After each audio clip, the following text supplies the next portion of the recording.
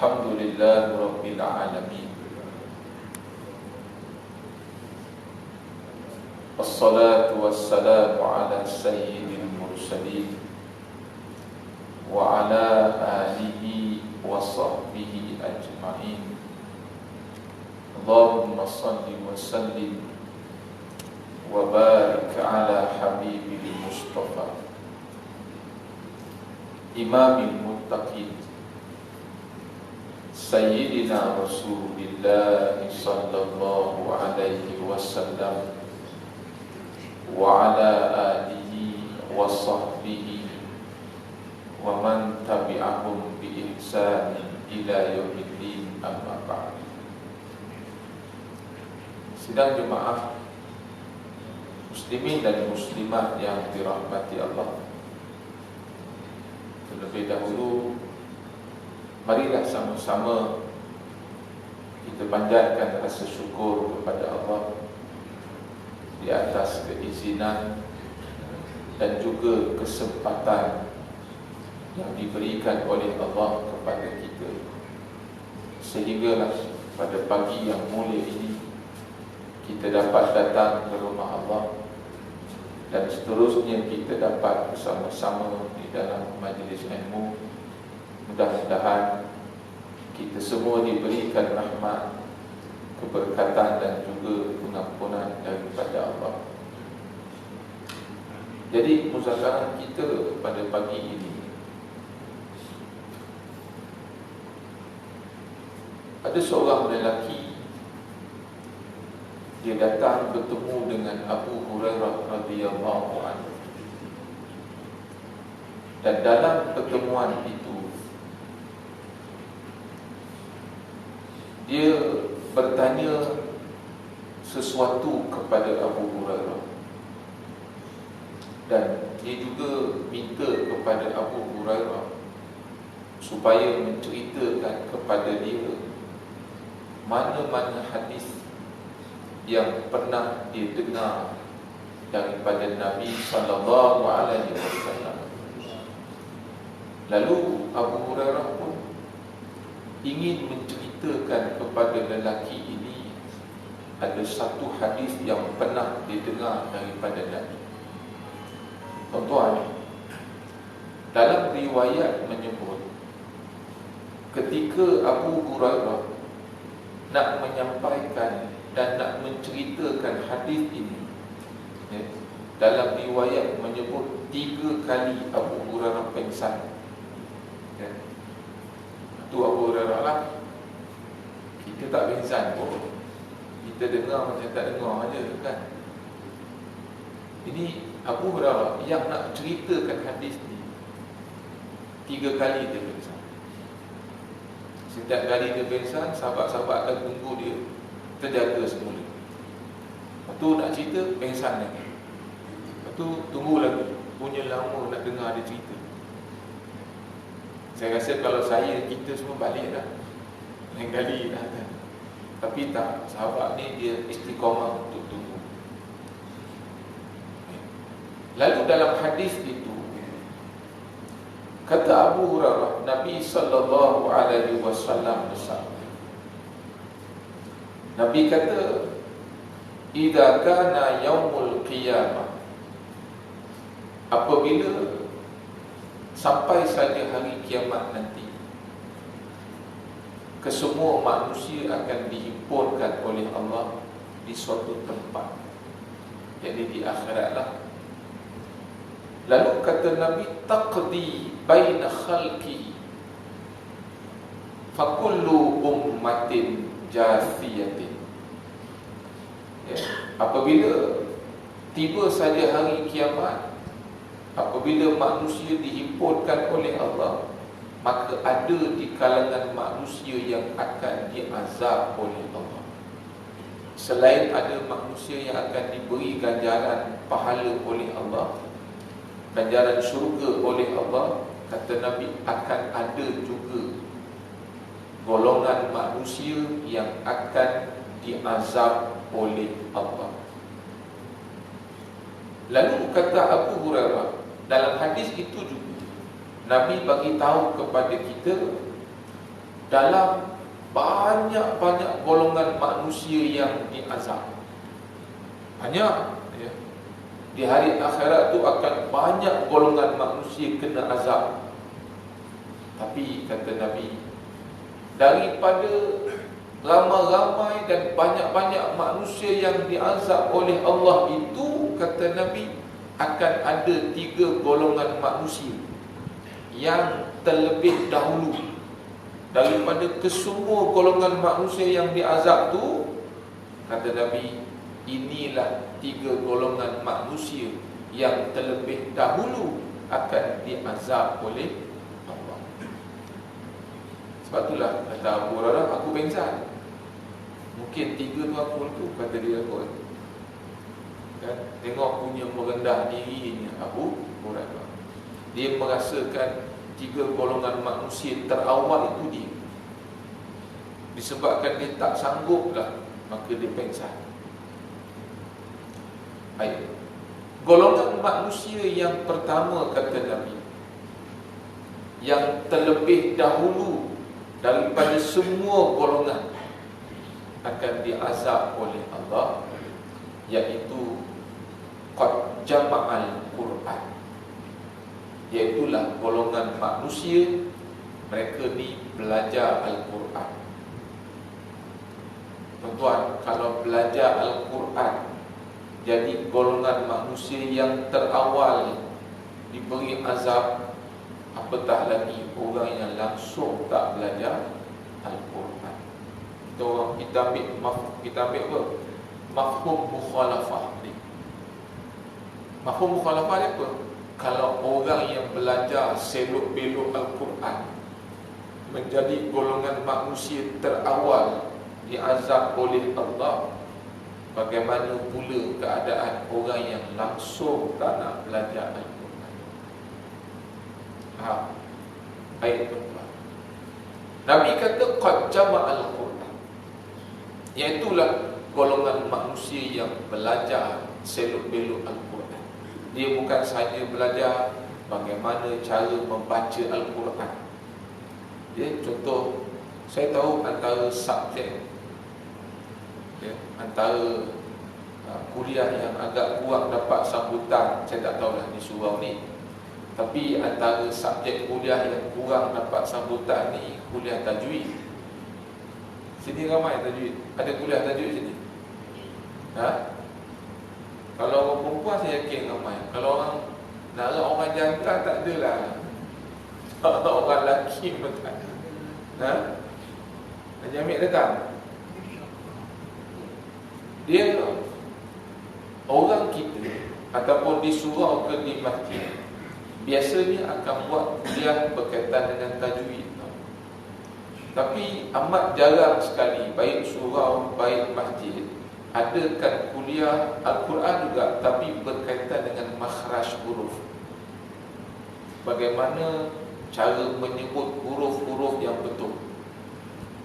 Contoh macam kita sebut ra, macam kita sebut dha. Ramai orang kita bila dia baca Fatihah, contoh kan, perkataan dha, walad dhalin. Sebab perkataan dot, huruf dot ni, dia tak boleh lidah tu ke depan. Kita sebut da, kan, walad dhalin, asal bunyi da tu jadilah kita. Dia huruf dot, dia mesti lidah tu mesti ke tepi. Dot. Kalau lidah kita tak ke tepi, sama ada ke kanan ke ataupun belah kiri ke, masih lagi lidah kita ke depan ketika nak sebut dot, maka itu sebenarnya cara sebutan yang tak betul. Cuma mungkin orang tak perasan lah, sebab tak nampak lidah kita. Tapi kalau kita biasa dengan makhraj huruf, kita akan tahu dia sebut dot ke atau sebut do. Kalau do, maknanya lidah dia ke depan, do. Tapi kalau do kan lain. Do dengan do sama? Tak sama kan? Ghairil maghdubi alaihim waladdallin, lidah dia ke depan. Tapi kalau ghairil maghdubi alaihim waladdallin, walau tu orang panggil ilmu makhraj huruf. Kan? Macam sa dengan sa kan ada beza. Ra kan ada beza. Ya. Contoh, tu kalau makhraj huruf lah. Jadi ya, Al-Quran ni dia ada banyak ilmu, ilmu tajwid, ilmu makhraj huruf. Kemudian bagaimana kita belajar pula struktur kalimat-kalimat ayat, disebut ilmu tata bahasa. Kalau dalam bahasa Arab disebut nahwu sharaf kan. Jadi dia segala ilmu yang berkaitan dengan Al-Quran kita belajar.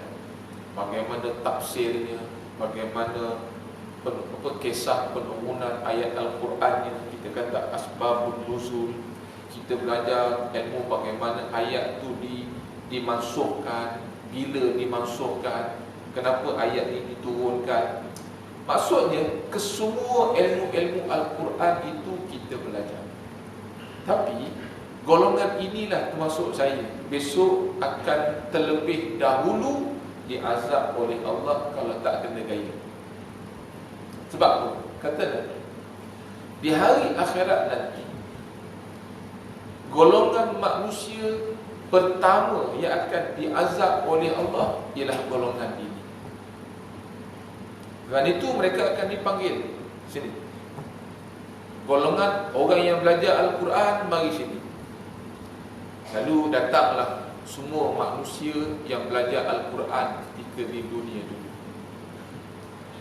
Lalu mereka ditanya, hei manusia, ayyuqala lil qari'il Quran. Allah akan panggil mana-mana golongan manusia yang belajar ilmu yang berkaitan dengan Al-Quran. Lalu soalan pertama yang Allah akan tanya kepada orang yang belajar Al-Quran apa dia?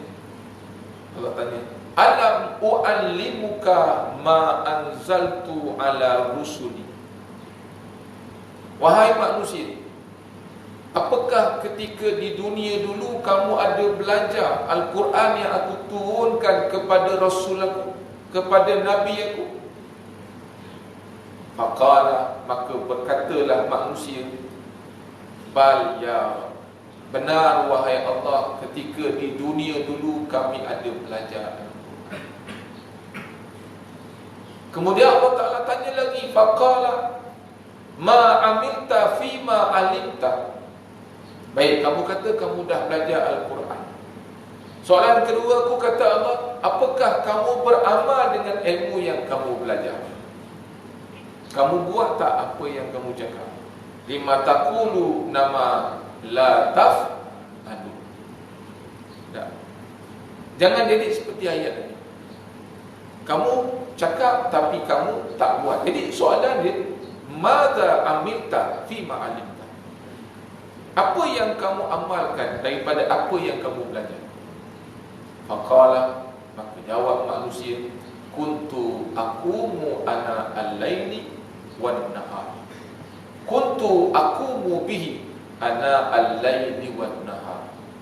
Wahai Allah, kata manusia yang belajar Al-Quran, kalau kau nak tahu sama ada aku beramal ataupun tak beramal, maka kata manusia ni, wahai Allah, pada waktu siang, pada waktu malam aku belajar Al-Quran.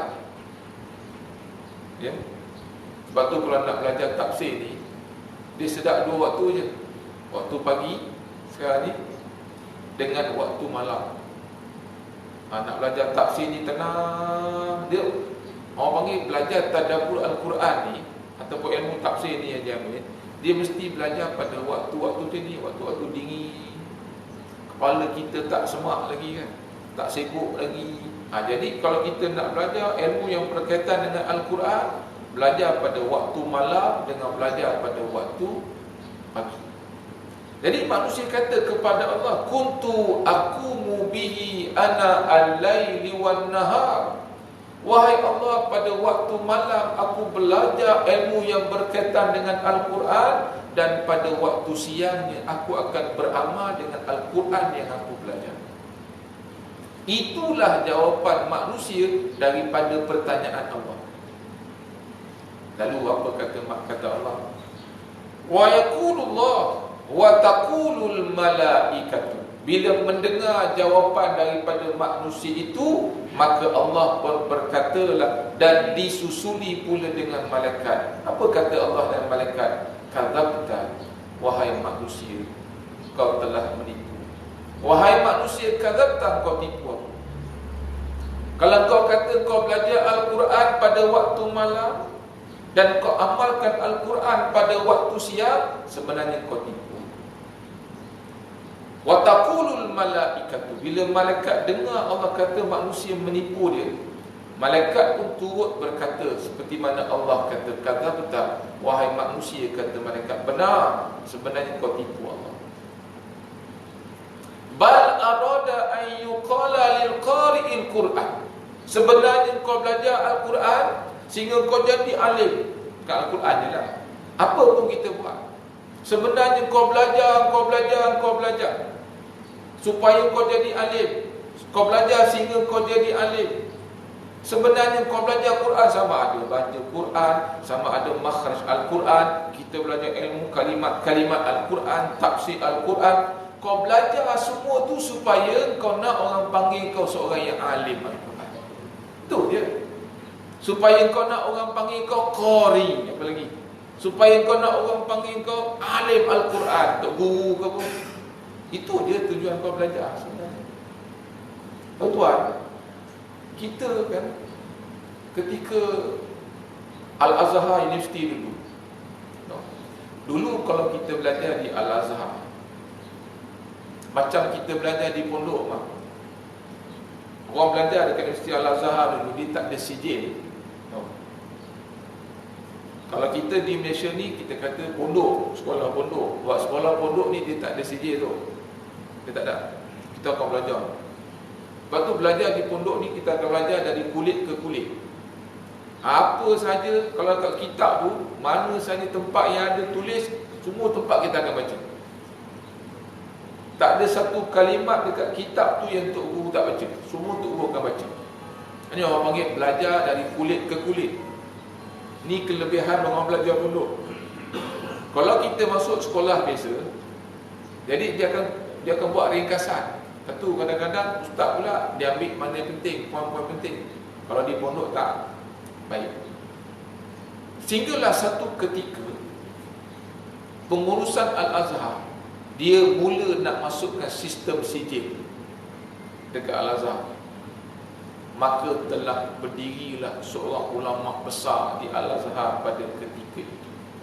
Bila Al-Azhar mula nak memperkenalkan sistem sijil, apa kata ulama Azhar ni? Dia kata, pada hari ini aku bersumpah dengan nama Allah, sesungguhnya bermula pada hari ini, bermula pada saat ini, ilmu-ilmu yang ada di Al-Azhar University ini akan mula disembelih. Masuk sembelih itu apa? Maksudnya apa? Lepas ni orang akan datang ke sini bukan lagi belajar kerana Allah, tapi kesemuanya belajar kerana nak mendapatkan sebelum ijazah. Nampak? Macam sama juga dengan hadis ni. Walaupun dalam hadis ini dia menyebut lafaz orang yang belajar Al-Quran, jadi kita kena faham dengan makna yang lebih luas. Tuan-tuan, semua ilmu yang kita belajar, tak kira ilmu apa pun, kesemua ilmu yang kita belajar tu adalah ilmu yang bersumberkan asalnya daripada Al-Quran. Tuan-tuan jangan faham belajar Al-Quran ni belajar alif bata, belajar tajwid saja. Bahkan kalau kita belajar ilmu sains pun dia berasal daripada sumber yang sama. Dalam Quran tu apa ilmu yang tak ada? Semua ilmu dalam Quran, semua ilmu tu ada daripada Al-Quran, semua ada. Sebab tu dalam Quran Allah Ta'ala kata, fas'alu ahla zikri in kuntum la ta'lamun. Tanya orang yang tahu kalau kamu tak tahu. Jadi tuan-tuan jangan faham orang belajar Quran ni orang belajar agama ni. Semua ilmu ada dalam Al-Quran. Jadi kata ulama Al-Azhar ni, pada hari ini, pada detik ini, pada saat ini, bermulalah ilmu-ilmu yang ada di Al-Azhar akan disembelih. Pasal apa? Pasal pada ketika itu ulama ni nampak, lepas ni orang akan datang ke sini bukan lagi belajar kerana Allah, tapi mereka belajar kerana nak mendapatkan segulung. Sama lah ni. Sebab tu Nabi kata kazabta. Kau kata kau belajar kerana aku, kazabta, kau tipu. Bila malaikat dengar Nabi kata kau tipu, bila malaikat dengar Allah Ta'ala kata kau manusia tipu dia, lalu malaikat pun kata kazabta. Sebab malaikat ni dia pak turun, dia takkan bantah Allah. Kalau itu yang Allah kata, kalau A lah dia. Jadi malaikat pun kata, benar wahai manusia, seperti mana Allah kata kazabta, kau menipu Allah. Sebenarnya kau belajar Al-Quran bukan kerana Allah, bukan kerana kau nak beramal dengan Al-Quran, tapi kau belajar Quran semata-mata kau nak manusia sanjung. Itu dia. Jadi kita kiaskanlah pada perkara-perkara yang lain. Faham dia? Sebab tu tuan-tuan bacanya, Yahudi ni, dia bukanlah semua orang Yahudi ni jahat. Dia, orang Yahudi ni, dia bermula daripada zaman Nabi Allah Ibrahim alaihissalam. Tu bangsa Nabi Allah Ibrahim ni sebenarnya dia ada 3 isteri, bukan 2. Tapi yang masyhur cerita dia 2 isteri, Sarah dan Hajar. Ringkas cerita, ketika Nabi Allah Ibrahim dia berkahwin dengan Sarah, dan Sarah ni dikurniakan seorang anak lelaki yang bernama Ishak. Haji Ishak, ya. Jadi Ishak ni dia anak Nabi Allah Ibrahim yang beristerikan Sarah. Daripada Ishak inilah lahirnya seorang Nabi yang bernama Yaqub. Dan daripada Yaqub ni dia berkahwin dapat 6 orang anak. Daripada 6 orang anak, 4 daripadanya melahirkan zuriat Nabi. Minta maaf, 3 daripadanya melahirkan zuriat Nabi, seorang Allah Ta'ala lantik Nabi. Baik, antara anak Nabi Allah Yaqub ni apa dia? Imran. Imran ni dia berkahwin, dia dapat anak, 2 orang anak lelaki. Yang pertama Musa, yang kedua Harun. Daripada keturunan Imran lahirlah dua lelaki yang dilantik oleh Allah menjadi nabi, iaitu Musa dan Harun. Jadi Musa dan Harun ni bapa daripada keturunan Imran, dan Imran ni anak salah seorang daripada anak Nabi Allah Yaqub alaihissalam. Kemudian anak Nabi Allah Yaqub juga ada lelaki yang bernama Bunyamin. Bunyamin ni orang putih ada buat filem tu, tak tahu Robin Hood ke apa ke. Dalam filem tu kelebihan dan kekuatan lelaki ni letak pada rambut. Orang nak bunuh dia, nak tikam dia tak lut, tembak dia pun tak lut, sebab dia punya kekuatan dia pada rambut. Kalau dipotong rambut dia, maka hilang kebal dia. Macam itulah kekuatan yang Allah berikan kepada anak nombor 2 Nabi Yaqub, iaitu Bunyamin. Bunyamin ni pun dapat seorang anak bernama Yunus alaihissalam. Nabi Allah Yunus alaihissalam. Kemudian ada seorang anak lelaki Nabi Allah Yaqub yang terus dilantik oleh Allah sebagai Nabi, iaitulah Nabi Allah Yusuf alaihissalam. Ya. Kemudian ada seorang anak lelaki Nabi Allah Yaqub yang paling banyak zuriat dia, iaitulah anak lelaki Nabi Yaqub yang bernama Yahuda. Daripada Yahuda ni lah lahirnya Nabi Daud, Nabi Sulaiman, Nabi Zakaria, Nabi Yahya, Isa. Daripada situ. Baik, yang kita nak cerita ni, macam mana munculnya Yahudi. Yahudi ni dia muncul daripada anak lelaki nombor 4 Nabi Allah Yaqub. Sebab Yahuda ni dia berkahwin. Satu-satunya anak Nabi Yaqub yang paling banyak zuriat, paling banyak keturunan Yahuda. Orang cakap subur, dia ni subur, ya, beranak pinak keturunan anak-anak Yahuda. Sehinggalah bila generasi kemudian bertanya kepada mereka, kamu ni cucu cicit Nabi Yaqub daripada mana? Daripada keturunan mana? Daripada Imran ke? Daripada Bunyamin ke? Daripada Yusuf ke? Lalu anak cucu cicit Yahuda ni kata apa? Kami ni daripada Yahudi. Yahudi itu maksudnya kami ni daripada Yahuda. Macam kita pergi Mekah lah. Orang Arab tanya kita kan, kenapa? Lah, tak cukup.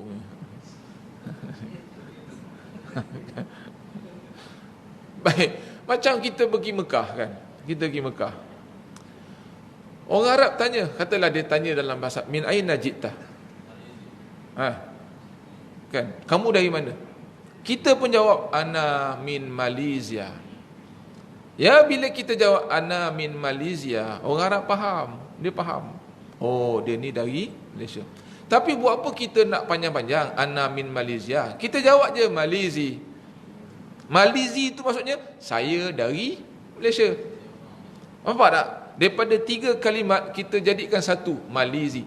Ana min Malaysia. Saya dari Malaysia. Kan 3. Macam mana kita nak ringkaskan dia, nak pendekkan dia? Malaysia. Nampak? Malaysia itu maksud saya dari Malaysia. Macam tu juga bila orang tanya, kamu ni anak cucu cicit Yakub yang belah mana?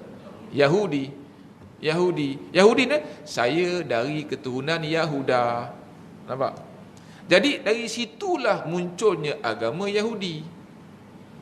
Nampak?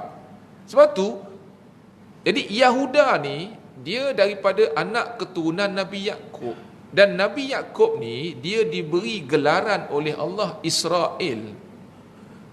Yang mana ada ulama mengatakan makna Israel itu sama dengan makna Abdullah, hamba Allah.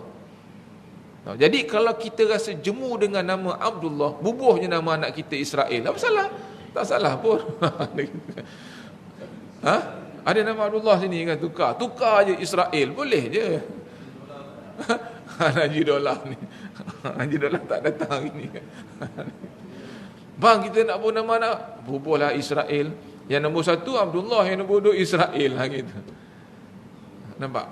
Jadi sebab tu kita pernah dengar Bani Israel. Bani Israel maksudnya anak keturunan Nabi Allah Yakub. Dan tuan-tuan, memang orang Israel ni mereka mengatakan mereka lah bangsa yang paling baik, terbaik. Bangsa yang terbaik Allah Ta'ala pernah ciptakan di atas bumi ini ialah bangsa Israel. Lepas tu kesemua bangsa Israel bukan beragama Yahudi. Dan kesemua penganut agama Yahudi berbangsakan bangsa Israel. Kita kata gini, semua orang Israel, tak, semua orang Yahudi, semua penganut agama Yahudi daripada bangsa Israel. Tapi tak semua bangsa Israel beragamakan agama Yahudi. Ada orang Israel yang agama Kristian ada. Bukan semua orang Israel agama Yahudi. Ada orang Israel agama Islam ada. Sebab tu di negara Israel tu, negara haram tu, ada masjid, bukan tak ada. Ada orang Islam. Tak apalah, nanti Datuk pergilah. Lepas perang lah Datuk pergi. Jom kita buat rombongan ke Israel. Memang ada masjid. Kemudian ada juga orang Israel yang agama dia agama Kristian ada. Sebab tu peperangan hari ni bukan semua orang Israel setuju. Hari ni peperangan ni disebabkan faktor politik itu aja. Bagaimana Netanyahu nak cari balik pengaruh politik dia, dia perang, itu aja. Yang jahat ni contoh Yahudi. Jadi agama Yahudi ni dia muncul daripada anak cucu cicit keturunan Yahuda. Anak Yahudi, akhirnya muncullah satu agama yang dinamakan agama Yahudi. Dan di kalangan Yahudi itu pula ada lagi jahat, iaitulah Zionis lah. Itu je. Dan bukan semua Yahudi itu pula jahat. Ada juga Yahudi yang berfahaman Zionis. Macam kita kata, bukan semua orang Islam baik. Ada juga orang Islam yang munafik. Maknanya Yahudi yang Zionis ni kita kata Yahudi yang munafik gitu. Contoh, orang Islam, bukan semua orang Islam jahat, tapi ada orang Islam yang baik. Siapa orang Islam yang jahat? Orang Islam yang munafik. Macam tu. Ada juga penganut agama Yahudi yang baik, tapi penganut agama Yahudi yang jahat ni, yang munafik ni, iaitu Zionis. Mereka ni lah yang jahat. Yang buat perangai ni lah, dorang lah. Yang hari ni porak-peranda dunia ni, mereka. Yang kata selain daripada orang Yahudi, selain pada contoh orang Arab ni binatang, orang Melayu ni binatang. Nah, selain daripada Yahudi ni semua binatang tak layak untuk hidup, wajib disembelih. Yang ni Yahudi jenis munafik ni, Zionis ni. Ni yang duk bunuh orang Islam Palestin tu ni ada. Nampak? Sebab tu, tapi mereka tahu. Mereka belajar Quran. Tapi mereka belajar Quran bukan untuk mereka beramal. Mereka belajar Quran semata-mata hanya sekadar untuk pengetahuan, dan dengan pengetahuan Al-Quran yang mereka ada, mereka gunakan untuk menipu kita. Itu je. Dan ini juga yang berlaku. Sebab tu Allah Ta'ala kata, kamu kata kamu belajar Al-Quran untuk beramal. Tak. Sebenarnya kamu belajar Al-Quran supaya kamu disanjung oleh manusia. Supaya kamu digelar orang yang alim dengan ilmu Al-Quran. Dan itulah Allah Ta'ala kata, kazabta wa taqulul malaikatu kazabta. Allah Ta'ala kata, engkau tipu, dan malaikat berkata sebenarnya engkau pun tipu. Faham ya? Baik, itu golongan manusia yang pertama. Sebab tu kita ada satu cerita yang mungkin tak sampai dekat kita, tahu. Kalau kenapa Zionis ni dia hancurkan sistem telekomunikasi Palestin? Sebab di Palestin berita di sana dah tersebar, tahu. Dua berita dah tersebar. Yang pertama, sekarang ni di kalangan tentera Yahudi Zionis ni, diorang sendiri pun dah bergaduh, diorang dah berbalah, tahu. Sebab ada di kalangan tentera Yahudi ni yang tak setuju dengan arahan Netanyahu. Sebab bukan semua orang Yahudi suka dengan Netanyahu, tahu. Sama juga bukan semua tentera Yahudi ni suka dengan Netanyahu. Sampai mereka kata apa? Buat apa kita nak ikut dia? Kita kan tak suka dia. Sebab tu tuan-tuan tengok, 2 minggu Yahudi terpaksa tangguh nak serang Gaza daripada darat. Sebab diorang tak setuju, diorang tak sepakat. Mungkin salah satu sebab doa tuan-tuan lah kot kan. Tapi cerita yang kedua yang tak sampai dekat kita, Presiden Rusia Putin, dia dah maklumkan, dia kata selepas tamat misi dia perang dengan Ukraine, dia akan serang pula Israel. Dan dia akan pastikan negara Israel ni dapat semula kepada orang Palestin. Sebab Yahudi ni jahat. Mereka lah terutamanya jahat. Mereka ni sebenarnya balaci je. Bagaimana orang Yahudi Israel ni, tengok, kita kata, contohlah macam kita kata kan, susah kita nak berniaga. Sebab kebanyakan kilang-kilang besar, bisnes-bisnes besar, semua orang Cina dah ambil kan. Macam itulah dekat Amerika. Orang tempatan Amerika susah nak berniaga sebab sekarang ni perniagaan di negara Amerika tu semuanya dipelopori oleh orang Israel. Semua perniagaan yang besar-besar orang Israel. Sebab tu orang mereka tempatan susah sebenarnya. Walaupun kita nampak negara mereka tu maju, tapi majunya mereka tu orang Israel lah. Macam kita kata tempat kita, kalau kita pergi dekat ada Sunway kan, Cina belaka. Macam itulah dia mereka. Jadi jahat tak jahatnya mereka ni, mereka cuba nak menjadikan Ukraine itu sebagai Israel kedua. Sebab matlamat orang Yahudi ni Israel, kenapa diorang nak Ukraine? Yang pertama, diorang nak musnahkan Rusia tu. Apa yang ada dekat Rusia? Kita nampak mungkin minyak kan? Tak, sebenarnya. Tujuan dia nak Ukraine tu, nak musnahkan Rusia sebab di Rusia ni antara negara Eropah yang paling banyak penganut agama Islam. Banyak. Sebab dekat Timur Tengah ni dah selesai dah. Jordan semua habis dah. Dia kata senang je kita nak conquer dunia, kita nak conquer Timur Tengah ni, kita kuasai 3 negara ni. Dia kata Mesir, Iraq dan Libya. Cukup dah. 3 negara Arab ni kita dapat kuasai, cukup dah.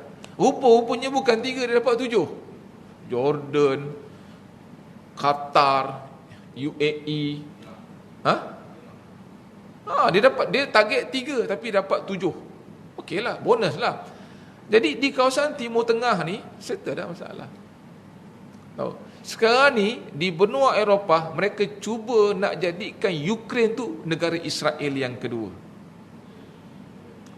Nampak? Sebab tu dilantiknya presiden Ukraine sekarang ni daripada keturunan Yahudi. Dalam pilihan raya Ukraine berlaku rasuah yang terbesar dalam dunia. Yang orang panggil apa? Yang dipelopori oleh CIA Yahudi. Yang presiden Ukraine menang ni rasuah terbesar dekat dunia. Dan Rusia nampak, Putin nampak sebelum apa-apa berlaku dia serang dulu Ukraine. Sebab target Yahudi ni, target Israel ni umat Islam di belah-belah Chechnya lah kita kata. Umat Islam di belah Chechnya ni, diorang ni asalnya daripada keturunan Arab.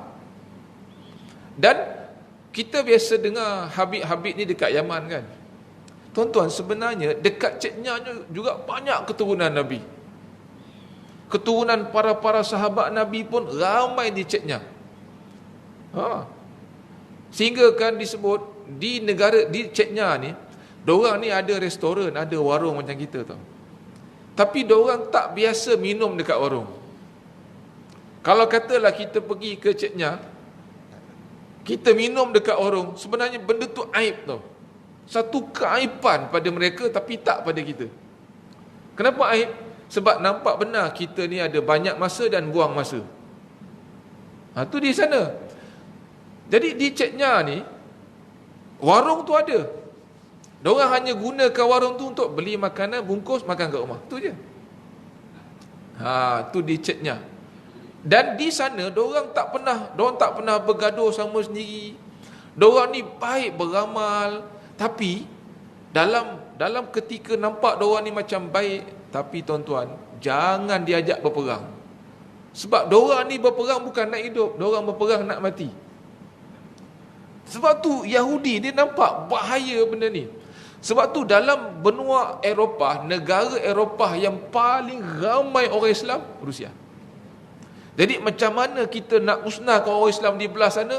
Dengan cara kita kena jadikan Ukraine sebagai negara Israel nombor 2. Tuan-tuan, kenapa jadi macam ni?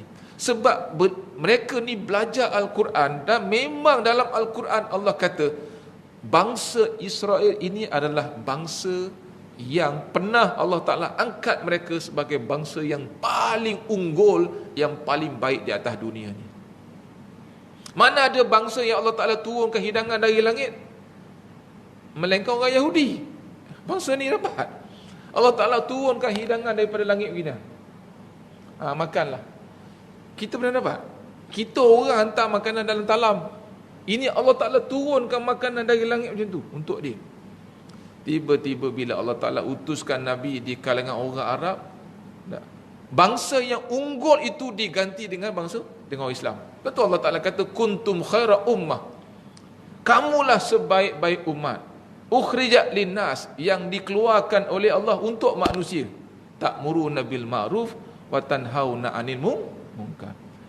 Bila Allah Ta'ala utuskan Nabi di kalangan orang Arab, maka dengan sendirinya terbatallah keunggulan daripada kalangan orang Yahudi. Sebab itulah mereka hari ini, mereka cuba nak musnahkan bangsa selain daripada bangsa Israel. Sebab mereka nak dapatkan balik keunggulan tu. Tuan-tuan nampak tak? Maknanya mereka belajar tak Quran? Belajar. Tapi mereka belajar bukan untuk beramal dengan Al-Quran. Baik, yang kedua. Golongan kedua yang Allah Ta'ala akan panggil, iaitulah kathirul mal. Iaitu golongan manusia yang Allah Ta'ala beri harta yang melimpah ruah banyak. Dan Allah Ta'ala akan panggil, mari sini. Kita ringkas je, Allah Ta'ala akan panggil, sini. Allah Ta'ala tanya, hei manusia, madza amilta fima ataituka bi? Apa yang kau buat dengan harta yang aku bagi pada engkau? Kata manusia, kuntu asilur rahim. Wahai Allah, aku gunakan harta aku ni untuk aku hubungkan silaturahim. Wa atasaddaqu bi, dan aku gunakan harta yang banyak ni untuk aku bersedekah. Wa yaqulullah, berkatalah Allah, wa taqulul malaikatu, dan berkatalah malaikat, hei manusia, kau tipu aku. Sebenarnya kau gunakan harta bukan untuk silaturahim, Sebenarnya kau gunakan harta bukan untuk bersedekah, tapi kau gunakan harta yang aku bagi pada engkau ni untuk bermegah-megah di atas dunia ini. Kalaupun kau bersedekah, benar kau ada sedekah, tapi kau bersedekah bukan kerana aku, kau bersedekah supaya orang panggil kau seorang dermawan. Nampak? Yang ketiga, Allah Ta'ala panggil apa? Rajulun qutila fi sabilillah. Golongan manusia ketiga yang Allah Ta'ala akan panggil, iaitulah manusia yang gugur, yang mati dibunuh dalam peperangan fi sabilillah. Allah Ta'ala panggil dia, mari sini. Allah Ta'ala tanya golongan ni, limaza qatalta? Hei manusia, kenapa kau dibunuh? Lalu manusia jawab, qataltu fi sabilika hatta qutiltu. Wahai Allah, aku telah hadir dalam peperangan untuk membela agamamu, tapi aku telah dibunuh dalam peperangan. Lalu malaikat kata, Allah Ta'ala kata, ya, yaqulullahu ta'ala wa taqulul malaikatu. Allah berkata dan malaikat pun berkata, kazabta. Hei manusia, kau bohong aku.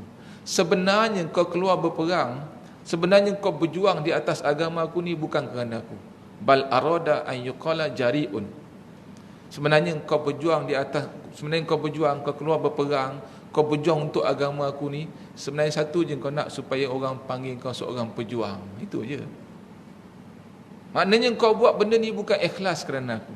Tengok, sekalipun kita berada di atas jalan yang benar, jika nawai itu kita tak betul, sebenarnya kita telah dianggap orang yang melakukan pembohongan kepada Allah. Tuan-tuan, kalau kita tipu manusia okey lagi, masalah kita tipu Allah. Kita tipu Allah dengan pakaian kita, kita tipu Allah dengan serban kita, kita tipu Allah dengan janggut kita, supaya orang nampak kita ni orang alim. Sebenarnya kitalah orang yang bermuka-muka dengan agama. Ya, lalu Nabi kata apa Abu Hurairah kata, wahai sahabat, setelah Nabi ceritakan kepada aku 3 perkara ni, Nabi tepuk peha aku. Nabi kata, wahai Abu Hurairah, itulah 3 golongan manusia. Daripada semua golongan manusia, inilah 3 golongan manusia yang terawal yang akan diazab oleh Allah. Tuan-tuan ingat orang tak semayang tu ke kena azab? Orang yang semayang pun kena azab. Bahkan orang yang semayang lebih dahulu akan diazab oleh Allah kalau dia semayang tak ikhlas kerana Allah. Tuan-tuan ingat orang yang tak belajar ke dulu kena azab? Orang yang belajar tu dulu yang akan diazab oleh Allah kalau dia belajar bukan kerana Allah. Tuan-tuan ingat orang alim tak kena azab ke? Orang alim tu dulu yang akan diazab oleh Allah kalau dia alim tapi dia tak amalkan apa yang dia belajar. Dia tak amalkan apa yang dia cakap, dia tak amalkan apa yang dia belajar. Dia dulu akan diazab oleh Allah daripada orang awam ni. Faham? Jadi mudah-mudahan cukup sekadar ni. Mudah-mudahan ya, kita dapat pengajaran walaupun tak banyak, sikit, tapi ada manfaat, ada pengajaran yang kita dapat pada pagi ini. Ingat 3 golongan ni. Orang yang belajar tapi tak beramal, orang yang bersedekah tapi tak ikhlas, ya, orang yang berjuang di jalan Allah tapi tak ikhlas kerana Allah. Inilah 3 golongan manusia yang terlebih dahulu akan diazab oleh Allah. Ya, wallahu a'lam. Bismillahirrahmanirrahim. Allahumma zidna ilman nafi'a.